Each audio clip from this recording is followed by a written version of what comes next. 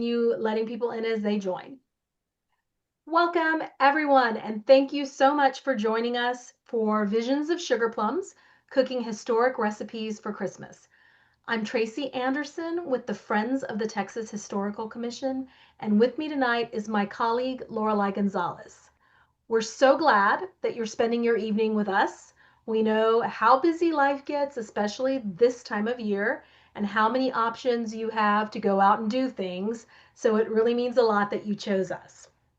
Tonight, we're excited to give you the opportunity to see a cooking demonstration with recipes and techniques going back a century and a half, and to share more about the work we do at the Friends of the Texas Historical Commission. We are the nonprofit partner of the Texas Historical Commission, and we support historic preservation and education efforts across the state.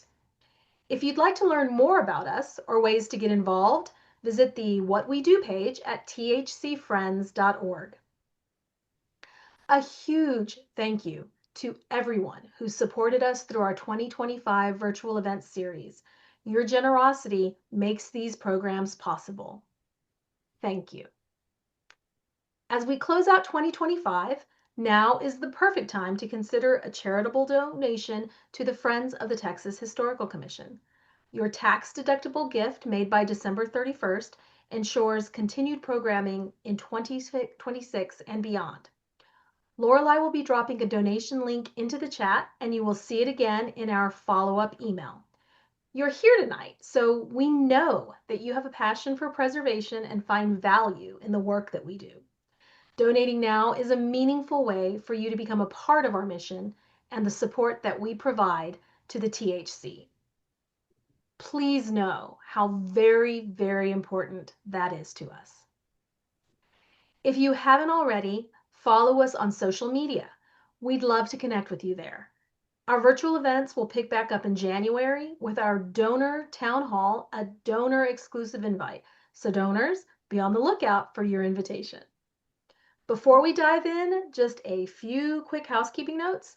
Please keep your microphones on mute during the presentation. Don't be alarmed if you see us mute any live mics. We'll have a question and answer session at the end, so feel free to drop your questions into the chat, and we will take as many of those as we are able to. If you are joining us on Facebook Live, you can leave your questions in the comments, and we'll get to those as well. Tonight's event is being recorded and will be posted to our YouTube channel in the next few days. You can also view our past virtual events on our YouTube channel. We'll also send a follow-up email to anyone that registered before noon today and provided us with an email address. This will include a list of any resources, links, or book recommendations our presenter mentions. And finally, if you love the food and history in this event, consider purchasing the brand new cookbook, A Culinary Journey Through Texas History, available through the THC online store and featuring tonight's presenter. And now it's my pleasure to introduce our colleague from the Texas Historical Commission Historic Sites Division. Laura Fisher is an educator and interpreter at the Barrington Living History Farm in Washington, Texas. Laura grew up in a state park, volunteered at Barrington Living History Farm as a teenager, and then earned a history degree so she could go back there and work for 8 years cooking and plowing and looking over the animals. You must visit the Barrington Facebook page just to see pictures of everyone plowing behind the horses. It's incredible.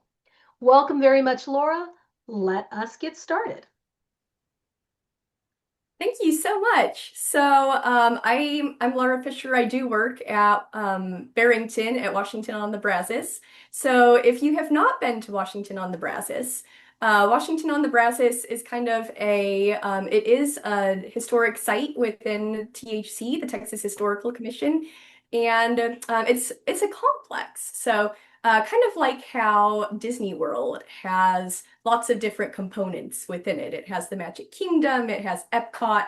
Barrington, Washington on the Brazos is kind of like the historic version of that. So we have our Independence Hall and the Washington Town site, so where the Texas Declaration of Independence was signed. We have a replica building of that. And now we have rebuilt a lot of the buildings where the town would have been there. So we have that. We have the Star of the Republic Museum, and we have Barrington Plantation, as it had been known for a little while, Barrington Farm, as it is known again now.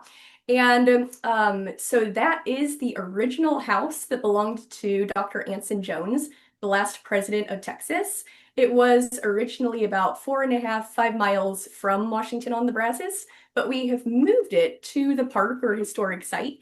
And around it, we have recreated a kind of small scale down, so you don't have to walk like a mile to see everything, example of what his small plantation or large farm would have been like, which named Barrington after his birthplace in Massachusetts, Great Barrington. So we show people what life would have been like on that farm in 1850 for Dr. Jones, his family, and the enslaved people who lived and worked there.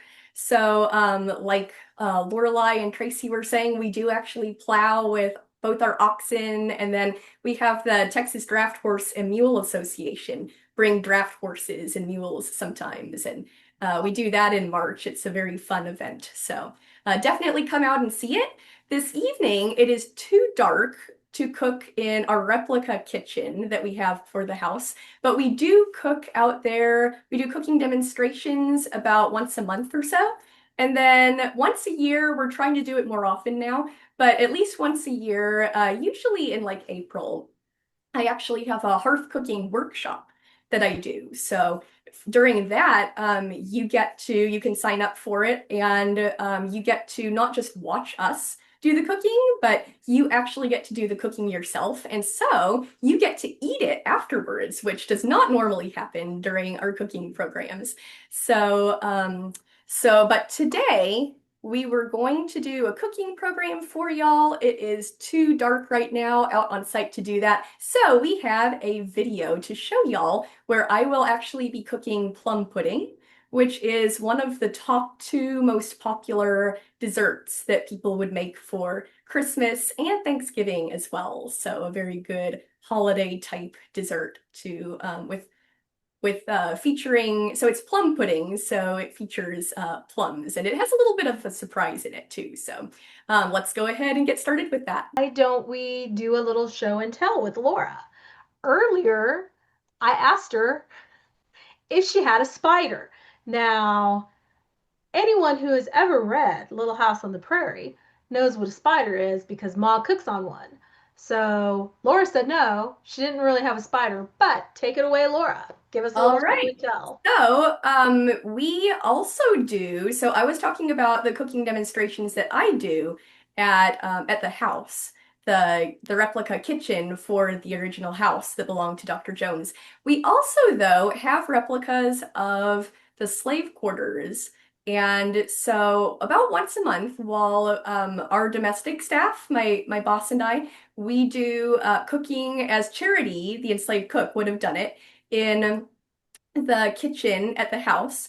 So it's kind of some fancier meals like plum pudding and things like that.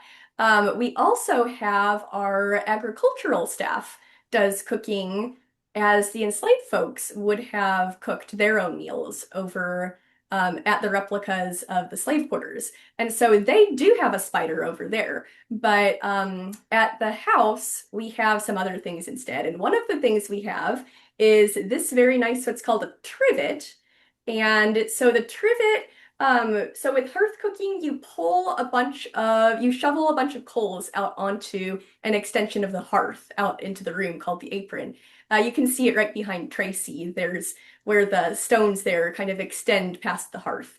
So you can pull some coals out there, and you can put the trivet over those coals, and then you can take any type of pot you want, a a pan, a frying pan. You can put it on top of this trivet, and that will allow you to cook on it just as you would a burner on your stove at home.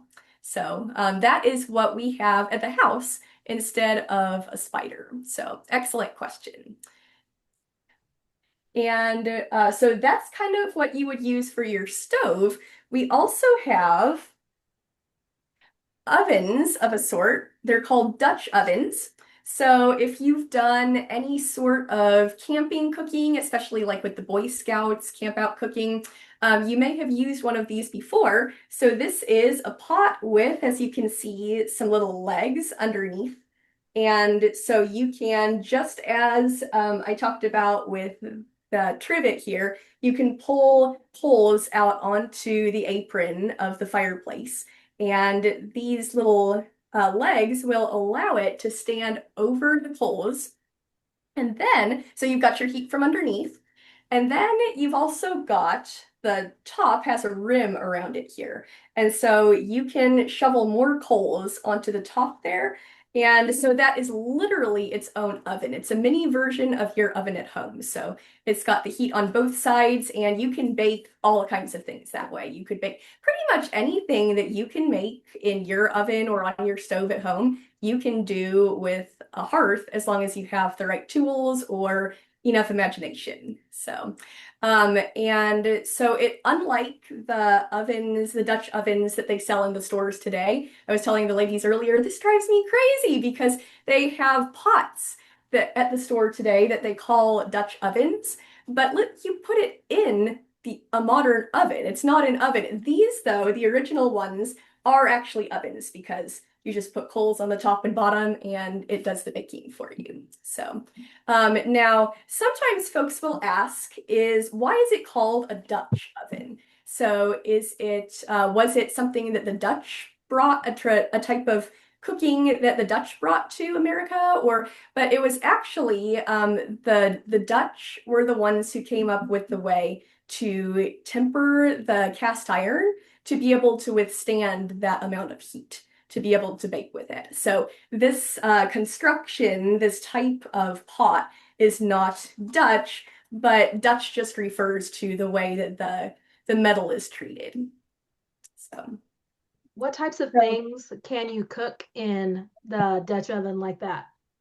Just So we have anything? done, yeah, pretty much anything that you can cook in your oven at home. We have bigger ones that we do pies in, and it's very popular on campouts with Boy Scouts and Girl Scouts, especially today, for doing cobblers. You don't Mm. actually see a whole lot of cobblers, though, in historic cookbooks from the 1850s and beforehand, but we do pies in them. We've cooked soups and things like that. Obviously, that's something you can stir and you don't necessarily need the heat on top like an oven, but you can do things like that as well. You can roast things. When I started working at Barrington, I had never really had beets before other than like canned beets, which are not, I don't think they're very tasty. But my boss, Barb King, she had scrubbed some of our beets from the garden and she roasted them in the Dutch oven with a little bit of lard. Oh my word, they were so amazing. They were just so good. And it really brought the sweetness of the beets out, and the skin was really nice and crispy and caramelized, and oh, it was amazing. So you can roast things in a Dutch oven, you can bake things in a Dutch oven, all kinds of things like that. Laura, that reminds me, I believe if any of y'all joined us on our webinar last month with the Longhorn herd, I believe they mentioned that they baked their biscuits in the Dutch Okay, oven as yeah, well. you can do biscuits in it as well. And we do a lot of cornbread because that's what Charity would have been cooking a lot of for the Jones family. So wheat likes the cold, so it doesn't grow very well in this part of Texas, Mm. although Dr. Jones did write about trying it. And so corn grows a whole lot better because it likes the heat. And so cornmeal and cornbread would have been the main type of bread that would have been commonly eaten in this part of Texas at that time. So we make a lot of cornbreads this way. Um, Over at the slave quarters, the guys will use kind of more this style cooking with the trivet and or with a Dutch oven and the lid off, just heat from underneath. And they'll actually make what are called hoe cakes. They are like pancakes, only with cornmeal. Super Hmm. tasty. So A lot these better than, this sorry? type of equipment, the trivet and the Dutch oven, Are those things that they could have made there on site? Like, did they have Oh, excellent blacksmithing there? question. Yes. So, a lot of larger plantations, especially over east, would have skilled enslaved workers with various skills, and they might have blacksmith shops and things like that. But at Barrington, it was a much smaller operation. That's why you can kind of call it either, Dr. Jones even would refer to it as either a small plantation or a large farm. So he actually would have gone to the store in the town of Washington or to the blacksmith shop, and he would have relied on those skilled tradesmen up in the town of Washington for blacksmithing and things of that nature. He actually even wrote about buying a Dutch oven at one point Uh-huh. for charity to cook with, which is really cool to see because they were referred to as bake kettles in the colonial time period, like Bake early. kettles.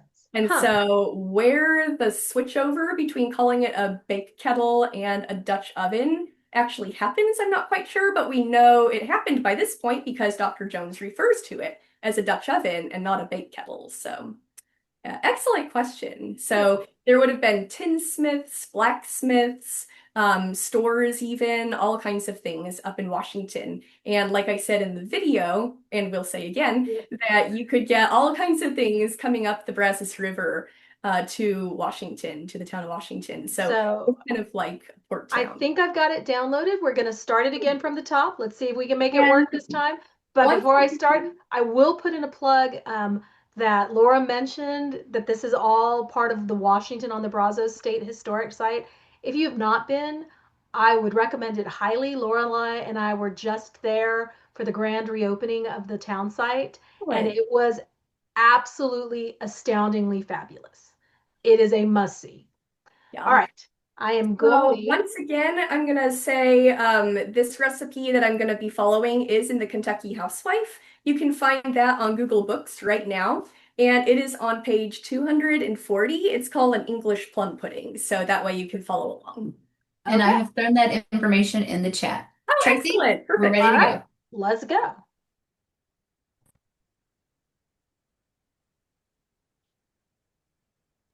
Hi, I'm Laura Fisher. I'm one of the interpreters here at Barrington at Washington. So I've got all my ingredients here.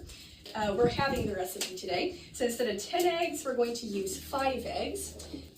I am just going to crack them into this little bowl here. Thank you. Oh, put the shells in there. Eggs. So it says beat 5 eggs, or 10 eggs in this case, to light. So I'm going to lightly beat them.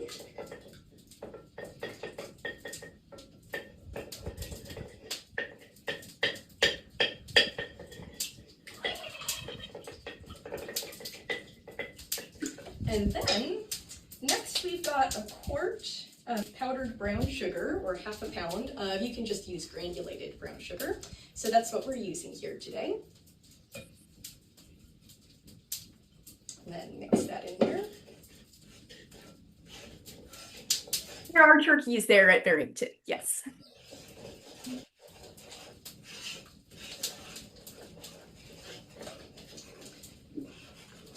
Next, we've got a quart, or in this case, half a quart, or a pint, 2 cups, of rich sweet milk. So we've got our milk right here with a very nice fly screen over it. They didn't have screens over their windows yet. They did have little beehive-shaped screens like that they could put over their food. We have actually even found records of fly screens like that being sold here in the store in Washington. So we know that, yes, they did have them in this part of Texas. So after the milk, next we've got a pound of fresh suet. Suet is a type of tallow or rendered beef fat.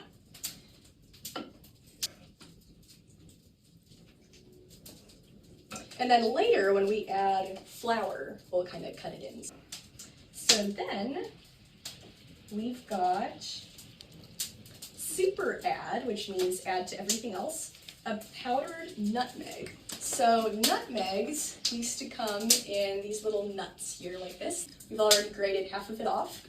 And I just learned today actually that sometimes you would go to the store and you could actually get wooden nutmegs. And so there would be books that would say, make sure that you're getting a real nutmeg and not wood. So don't take any wooden nutmegs. So a nutmeg is about 2 teaspoons. So we've already grated off half of one. And with our little nutmeg grater here, so if you see a little bitty grater like this, that's for a nutmeg grater. And then cinnamon, a teaspoon of powdered cinnamon, and 1 of mace, which is the hole on the outside of the nutmeg. So we're gonna put our spices in here. We also have the rind of lemon in there, the juice and grated rind of 2, or in this case, oranges, and 1 lemon. We'll just use the whole thing.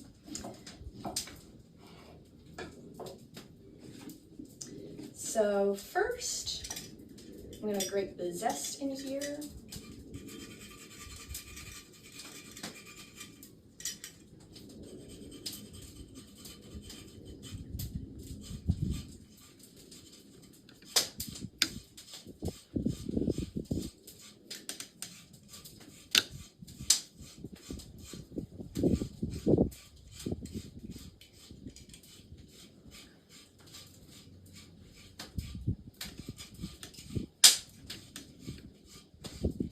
And you might ask, where would they get nutmeg, cinnamon, all these spices, oranges, lemons, things like that in the middle of nowhere in Texas in 1850? Well, this particular part of Texas was not the middle of nowhere anymore by 1850. So the Brazos River here would bring all kinds of things up the river from Houston, and from there from Galveston, and from there from all over the world. And so they would bring them up the river to Washington. And Washington was really, like a port town, because it was as far up the Brazos River as you could get. From there it splits into the Brazos and Navasota and gets more shallow, so. But you can get big boats up this far and bring in all kinds of things from all over the world, so.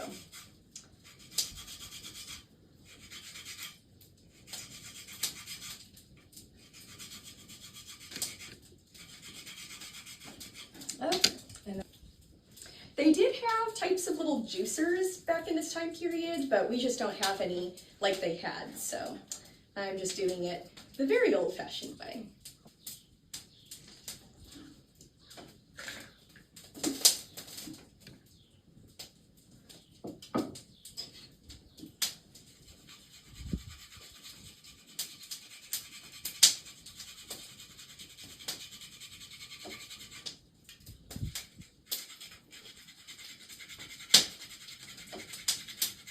Okay, ladies, stop grading. Oh,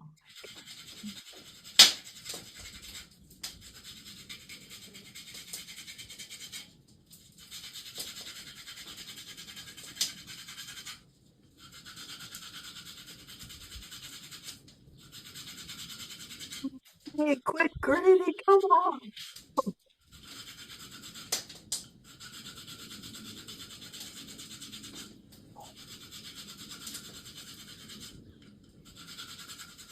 Goodness gracious, lady.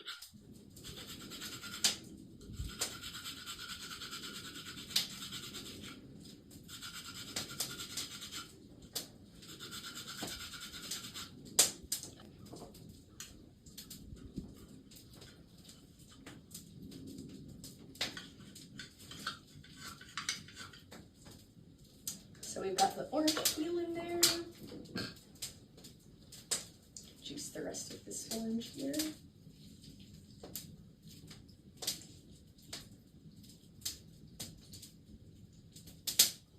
It's not a very juicy orange.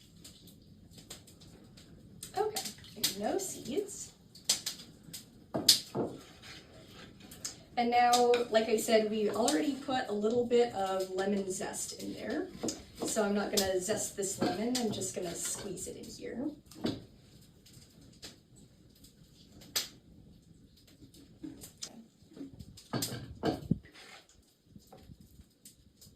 So we've got all the spices and the citrus and everything in there.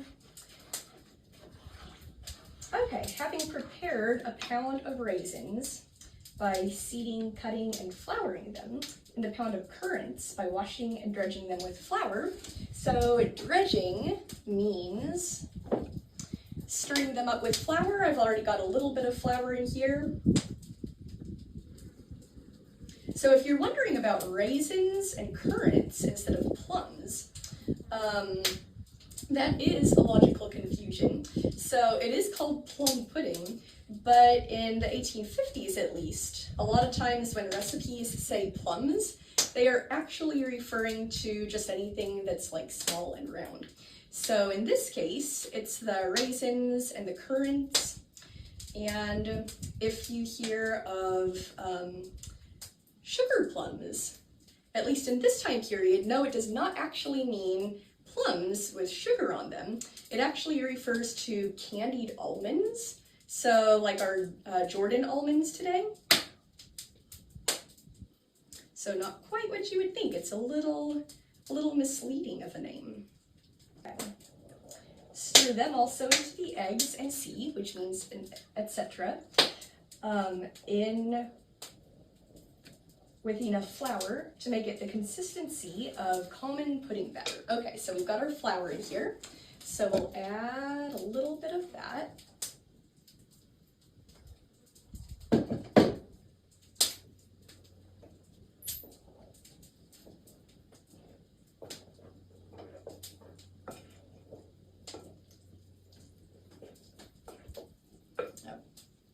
A lot more than that.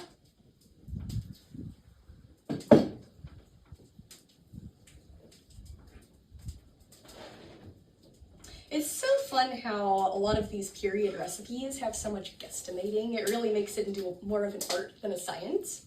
You hear about, oh, cooking is more of an art and baking is really a science. You got to get everything just right. It depends on what you're making and what time period you're cooking in, what recipe you're using. So there is a lot of room for improvisation and guesstimating in especially period baking, which is what makes it so fun.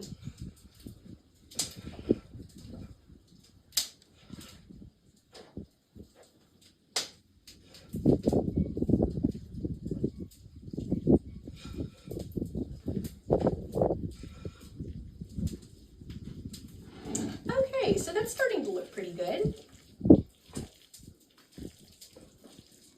Hold it up so you can see better here. Add a little bit more flour. I don't have a whole lot left. It's pre-measured, but I think that'll probably be good.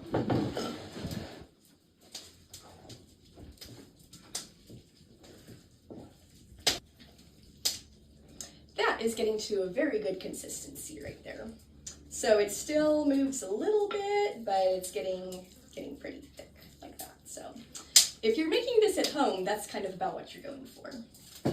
So in this time period, you are starting to see some recipes for baking puddings, but a lot of recipes are still following the older tradition of boiling puddings. So you'll see in a lot of historic cookbooks, you either use like a towel or a pudding bag. And so that's what you're going to put the pudding in, and then you're going to boil it in water. So I've got some water here in this bowl. So I'm going to prepare my pudding bag by getting it wet. That's like greasing your pan. And then we are also going to flour it. This is a little bit more easy when you're using a towel, but the bag makes it a little bit easier to boil it in.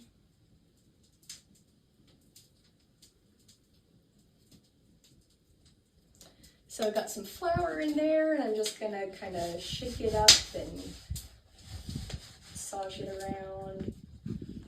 Make sure it gets it well floured. It's kind of doing a similar thing so that make sure it doesn't stick.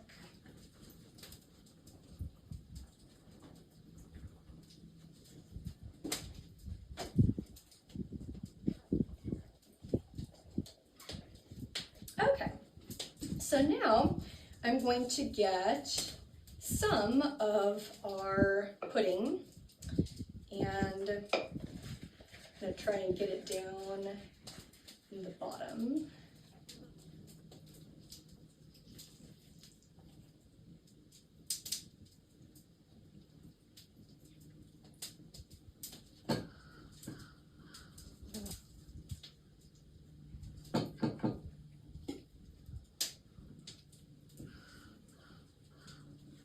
And if you're doing this at home, you want to use a towel that is like very tightly woven.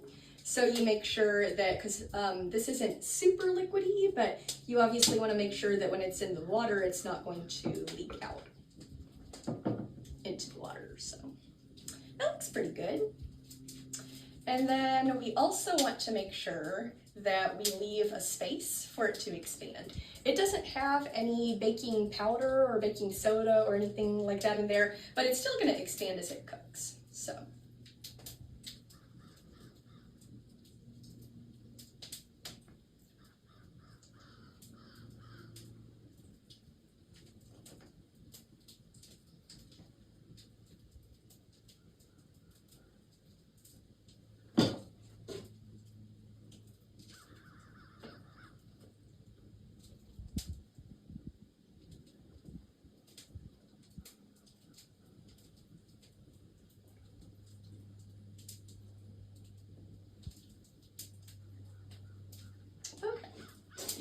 So we've got our pot behind me right here that has been hanging over the fire for a while, and so we've got this really nifty crane right here, which just swings out and allows me to do what I want to what I'm cooking without having to stick my face in the fire, which I very much appreciate. So in goes our pudding. Okay, so I'm gonna try and get it down under the water there. And it's going to boil for about half an hour, and then I'll check it and see how it is. It is a very small pudding, so hopefully it shouldn't take like a whole hour. I'm going to put some more wood on the fire here. Make sure I keep it going nice and hot so that it stays boiling during the whole process.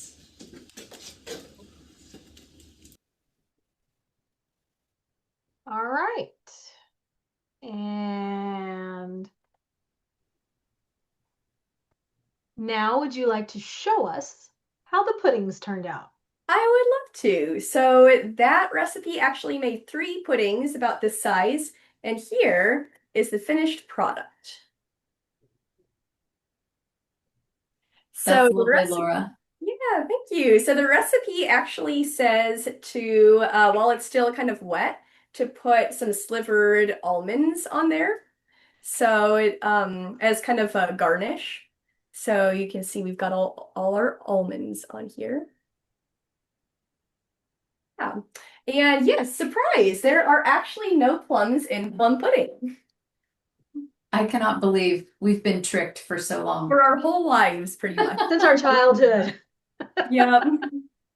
Or We were sugar lied plums, to. too. I know I always thought of like sugared plums, but Yeah. And so it really meant any small fruit, not necessarily a berry or a stone fruit, just any small fruit. just a small round, ideally round like that. Yeah, and in the case of sugar plums, it even meant like almonds, candied almonds. So yeah, and that's not even a fruit. So what's the deal? But yeah.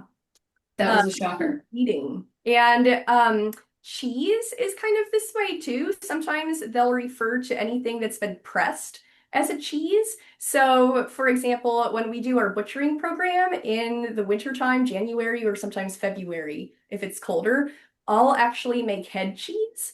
And it is not actually dairy, it is not cheese, it's just that the meat from the head and the juices from the feet, those gelatin juices, it's put in a mold and pressed like a cheese. So even like if you press apples to make apple cider, they'll refer to the pressings as a cheese. So that's another example of how they just used some words like that in this time period that didn't necessarily mean that actual fruit or that actual dairy type preparation dish. So they just use different words different ways sometimes.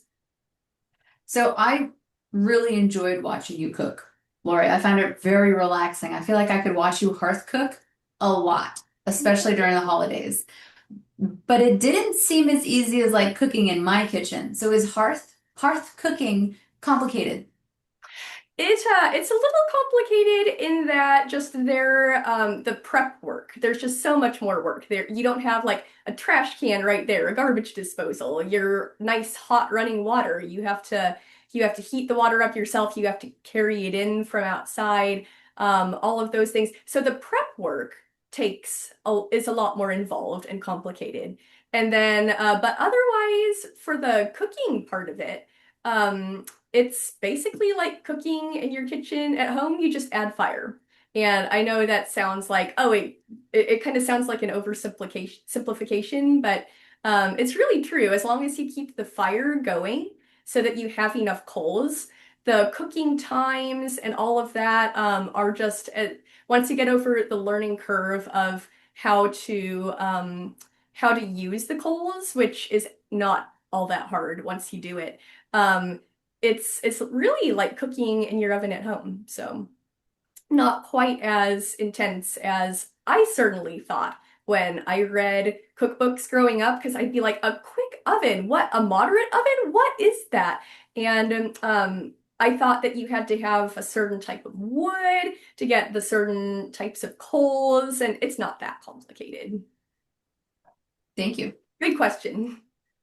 See, so in the video you said, oh, you're going to put more wood on the fire. Are these fires, would they be going all the time?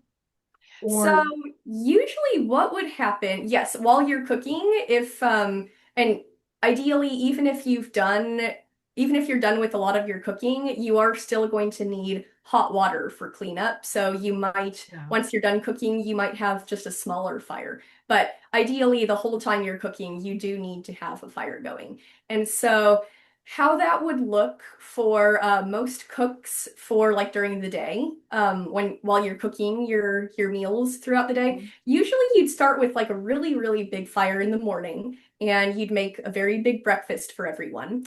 And then the noon meal of the day, it would be kind of like our Thanksgiving or Christmas dinners today, where your noon meal of the day is your big meal, and then supper, the last meal of the day, is kind of just leftovers from that. So ideally, you have your bigger fire, do more of your intense prep work and everything throughout the morning, and then it tapers off during the day, and which is good because it's a lot of work just to clean all of the dishes and everything. You can't just throw it in the dishwasher. And if any of y'all have ever worked with cast iron, sometimes that can be very hard to get things off of. It can be. Okay. We have a number of questions. So Yes. let's start with something simple. What is the bag made out of? Is it Oh, excellent linen? question. Yes, I saw that. Okay, so our particular bags that we use are made out of cotton. So they're not linen, they're cotton. So you can use linen, cotton. I would think you shouldn't use wool because the dough would get stuck in the fuzzies, but because wool tends to be fuzzier. But just linen or cotton would work. And I was referring to there, you can use a bag or a towel. I actually think, especially for cleanup afterwards, it's a lot easier to just use a towel. How would So, you do that with a towel? Would you so roll you it? take, yeah, you just lay it out, and then, well, you get it wet, as I did with the bag, and then you lay it out, and then you kind of sprinkle some flour over it, and then kind of rub it around and get it all well and floured. And then you'll just put your pudding in the middle of the towel, and then you'll just gather up the edges, and just like I did with the bag, you'll leave a little bit of space for it to expand as it cooks. And then you'll just take a yarn or some type of kitchen twine or string like I used, and you'll just wind it around the bag a few times and then tie it up. And it doesn't have to be a fancy knot. It can just be like you would use for your shoes.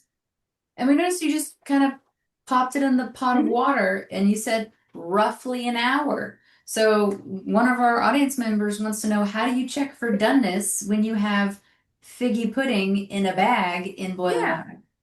Yeah, good question. So when it's done, it will it will ideally get firm.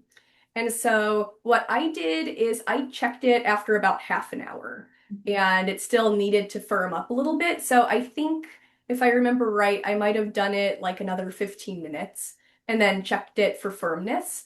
And now in this particular cookbook, this is another recipe here. What Mrs. Fisher knows for old Sou- from what Mrs. Fisher knows about old Southern cooking. We use this cookbook a lot. It was actually dictated by a formerly enslaved cook. She dictated it in the 1880s once she was free. And so it gives us a really good idea of what Charity would be cooking here at Barrington. But she has a recipe. I really, really like her plum pudding. She has like ginger and molasses in hers. Mhm. So it really is kind of like gingerbread with raisins in it. It's super good. But it just never wants to firm up, even when I do a smaller quantity. So what I did for that when I made it like a couple weeks ago is and I have made it a couple times,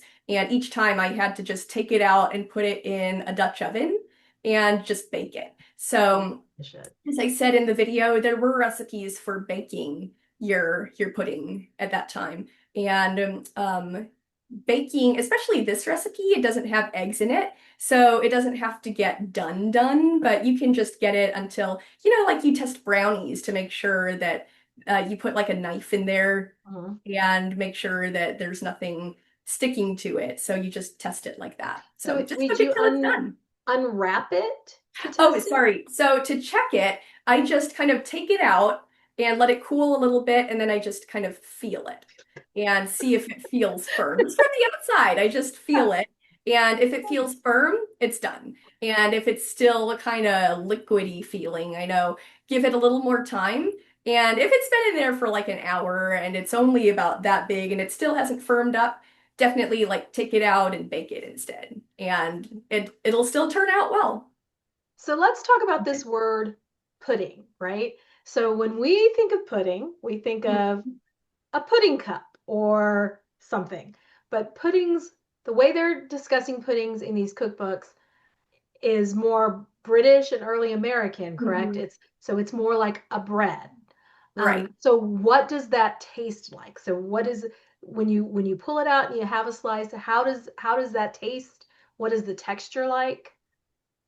So it's a little bit like a bread, or almost kind of like a brownie, sort of. But it's a little dense. It's a little bit more dense. It's kind of like a dense brownie Nice. Okay, for follow-up bread. question from one of our audience members on the topic of pudding. Is figgy pudding still figs? Like, is this another lie? Oh, yeah, good question. So in this time period, I haven't seen any recipes for figgy pudding.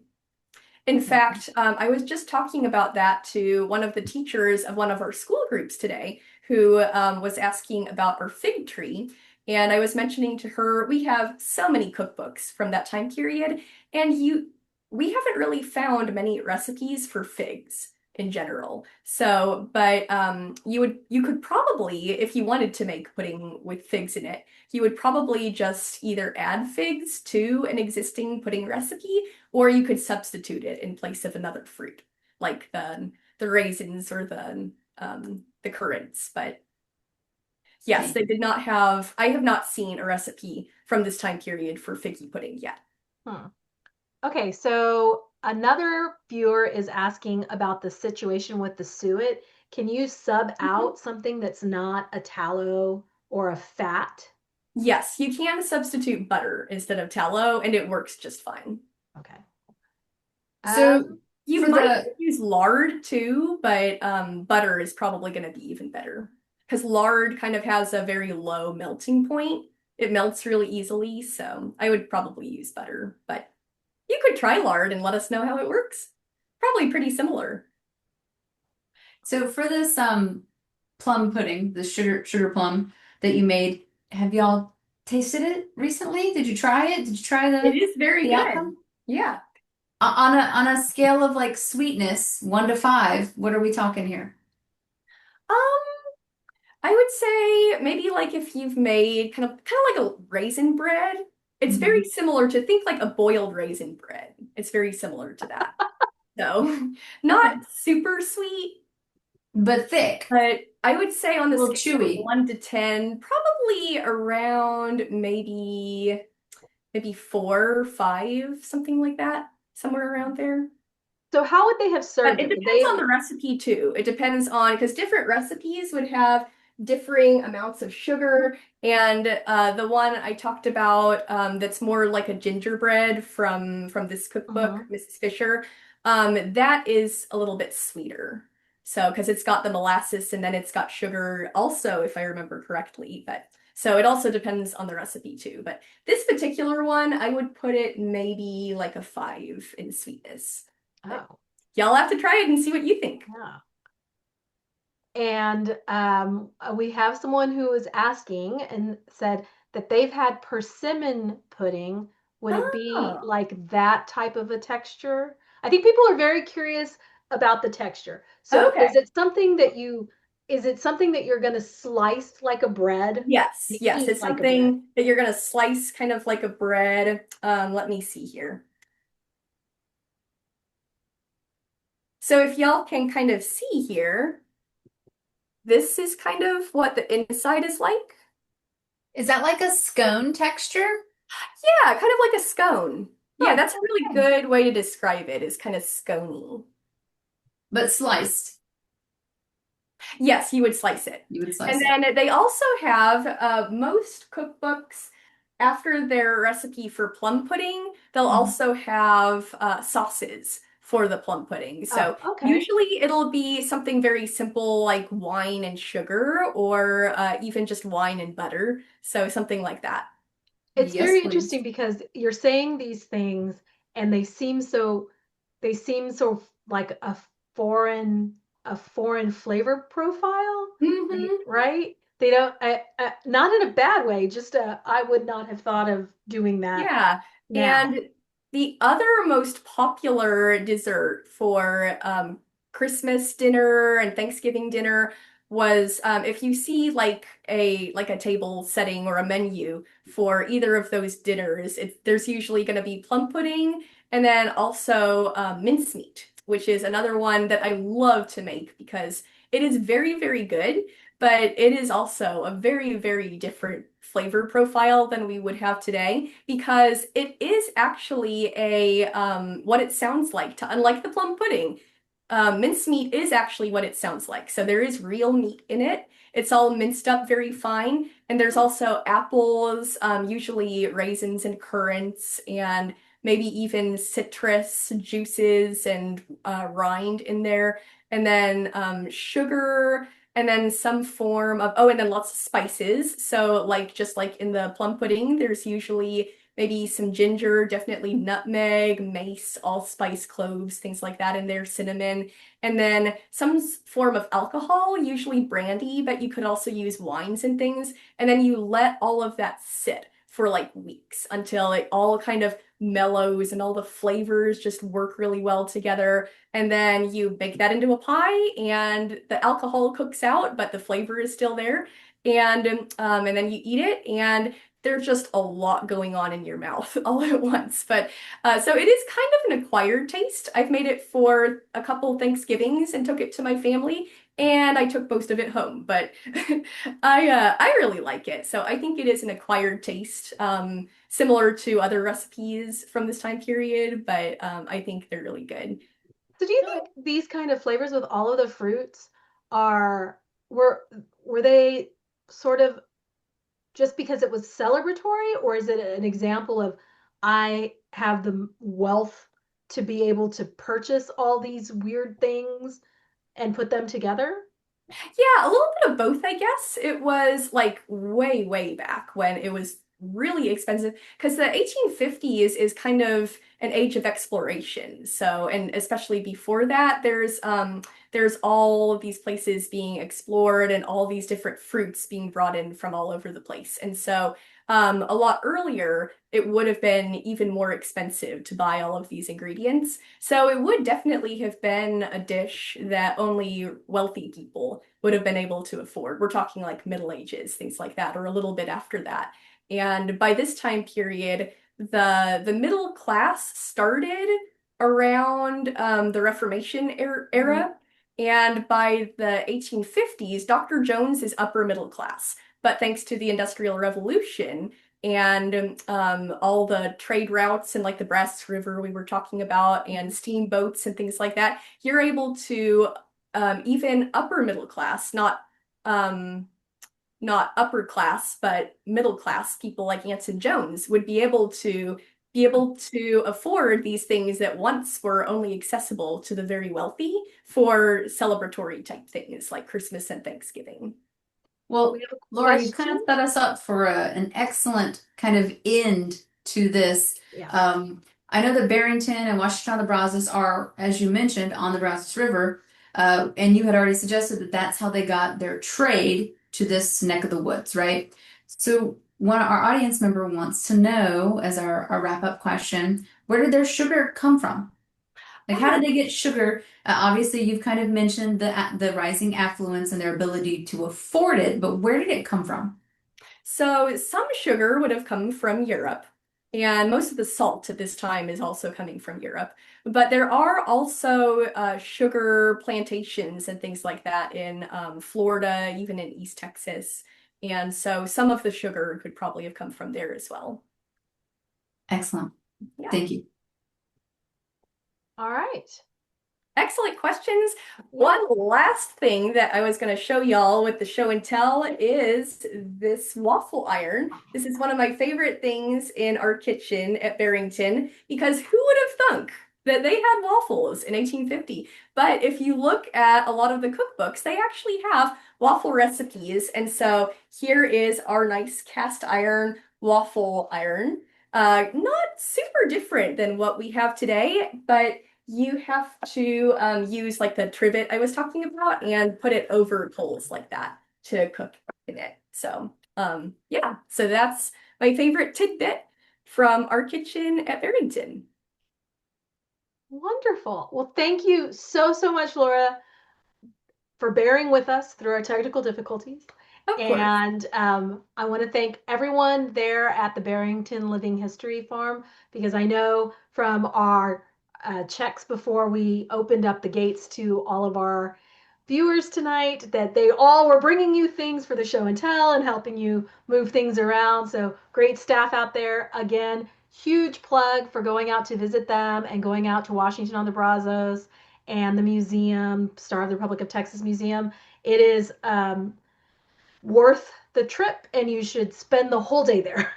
It's a lot to see.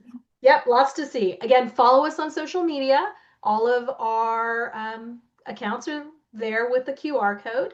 And we want to wish you all Yuletide felicitations from everyone here at Friends of Merry the Texas Christmas. Historical Commission.